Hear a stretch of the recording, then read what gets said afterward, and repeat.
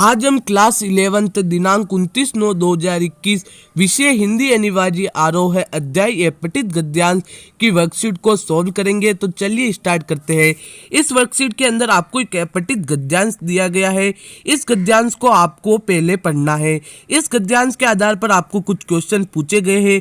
इन question के answer आपको देने हैं।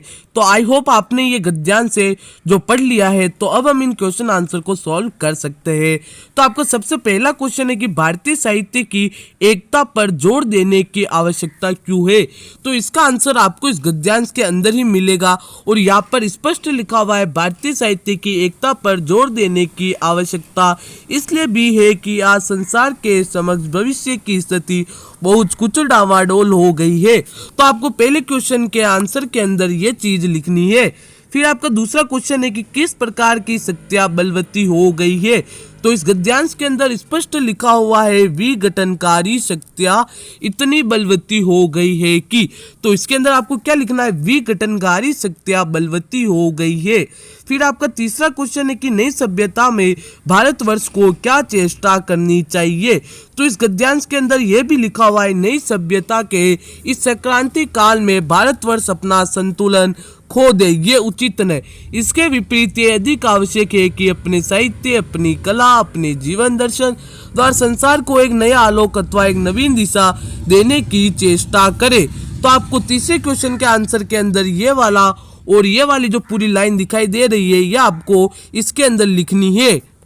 फिर आपका चौथा क्वेश्चन है कि संसार के विचारकों की क्या धारणा है। तो चलिए अब देखते हैं इसका आंसर। तो इसका आंसर होगा आपके संसार के बड़े बड़े विचारक भी आज प्रकाश के इधर उधर टोल रहे हैं। इनमें कू की यह धारणा है कि भारतीय साहित्य और भारतीय दर्शन उन्हें एक नया मार्ग निर्देश दे सकते हैं। ऐसी स्थिति में नई प्रगति को दौड़कर अपनाने की अपेक्षा अपने साहित्य वैभव की ओर दृष्टिगत करना अच्छा होगा। यह आपको अपने चौथे क्वेश्चन के आंसर के अंदर लिखना है। फिर आपका पांचवा क्वेश्चन है कि भारतीय साहित्यकारों का क्या योगदान रहा है। तो इस पैसेज के नीचे आपको लास्ट में दिखाई दे रहा होगा कि हमारे साहित्यकारों ने विशेष योगदान दिया है कि वैदिक साहित्य के द्वारा सारे देश में एक सी धार्मिक भावना, एक सी यज्ञ पद्धति और एक सा दार्शनिक आधार प्रतिष्ठित हुआ था। आज भी भारतीय गृहों में वैदिक संस्कार विद्या प्रचलित है। इसमें भारतीय एकता अत्यंत बलवती और पुष्ट होती है। और इसके अंदर आप ये भी लिख सकते हो कि हमारे देश में विविधता में एकता लाने की चेष्टा चिरकाल से सीख गई है। तो आपको पांचवें क्वेश्चन के आंसर के अंदर ये सब कुछ लिखना है।